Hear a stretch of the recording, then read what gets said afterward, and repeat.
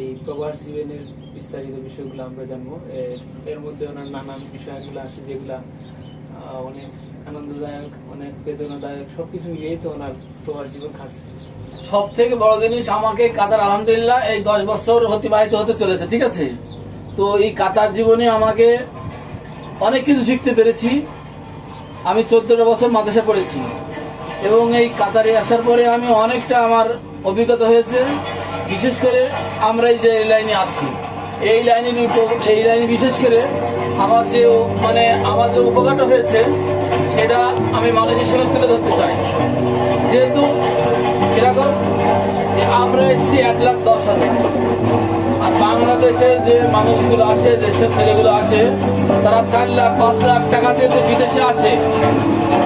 এই বিদেশে আসা তাদের জন্য কাজ।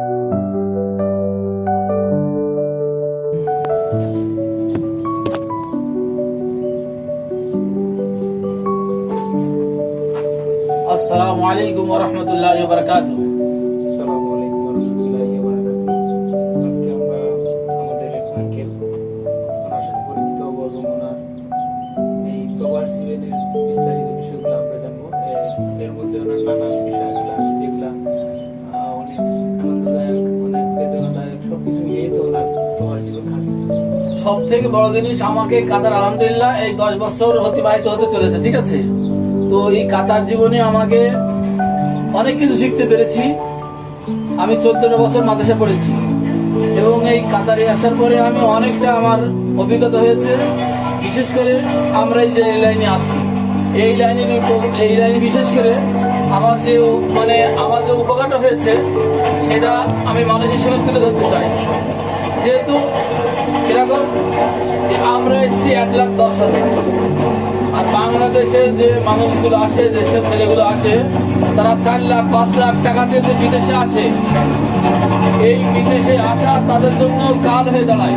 যেমন এরা 4 লাখ 5 লাখ টাকা দিয়ে এসে এখানে কি করছে, লিভারে খাটতে এসেছে। এই খাটছে এরা 60 টাকা ঘন্টায় খাটছে, 60 টাকা দিন, 60 টাকা ওর 40 টাকা দিন খরচ আছে। এই 4-5 লাখ টাকা দিয়ে খরচ করে যে এই বিদেশে এসছে, এই বিদেশে এসে যে টাকার বাড়ি পাঠাবে, ওর নিজেরই সংসার চলে না, তো বাড়ি পাঠাবে কি করে? অতএব আপনার আমার জন্য টাকা বিদেশে টাকা নিয়ে বসে নেই। এই বিদেশ আমার জীবনটা বহুত কষ্ট জীবন। সে জীবন যদি আপনি না দেখেন, সচক্ষে না দেখেন, আপনি বুঝতে পারবেন না। আমরা বসেছি এই দেশের হাওয়া, আবহাওয়া, খাওয়া দাওয়া, আমাদের ওটা ভাষা, মাশাআল্লাহ আমরা সবই বুঝতে পেরেছি। কিন্তু আমরা নিরুপায়, বাড়ির থেকে টাকা এনে এখানে খাওয়ার উপায় আমাদের নেই। কিন্তু এখানে যা ইনকাম করছি আমাদের সংসার চালানো খুব কঠিন হয়ে যাচ্ছে। অতএব আপনারা বাচ্চাদেরকে এইভাবে পাঠাবেন না।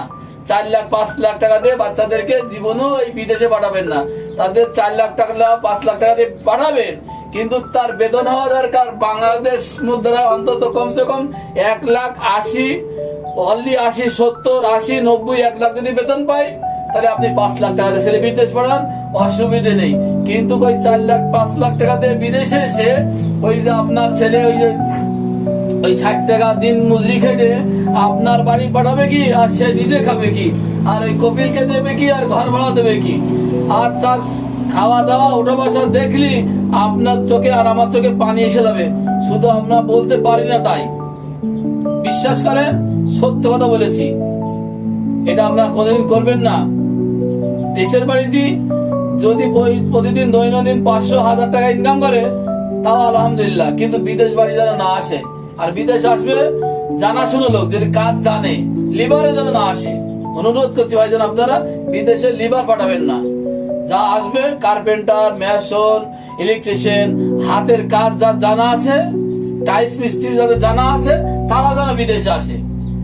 আনপড় ছেলে কিছু জানে না, বদমাইশি, মারামারি, হাঙ্গামা করতো, বাপের হোটেলে খেত, তারা জোর করে ধরে টাকা পয়সা দিয়ে বিদেশ পাঠিয়ে দিয়েছেন। ভাই বিদেশে পাঠাবেন না, তার জীবন তো ওখানে শেষ, আবার বিদেশেও শেষ। এটা করবেন না, দয়া করে করবেন না। বহুত খতরনাক, যে বিদেশ বাড়ি বহুত খতরনাক, বহুত কষ্ট। আর এক রুমই যে 8 জন কিভাবে থাকে, ওর থেকে জেলখানা অনেক ভালো, আয়নাঘর ওর থেকেও ভালো। আপনারা মনে করছেন যে বিদেশে এই জেলখানা ওই আয়নাঘরের মতনই, আপনারা ভাববেন না যে জেলখানা অতি কষ্ট, এটা কিন্তু খুব ভালো না। একটা রুমই ছোট ভাই মানে ছোট রুম 8 জন থাকা, সেখানে মানে দুজনা বসে ভাত খেতে পারবে। তাহলে 8 জন ভাত খাবে কখন? দুজনা ঘোরাফেরা করা যায় না, সেই রুমে আপনাকে 8 জন থাকা লাগবে।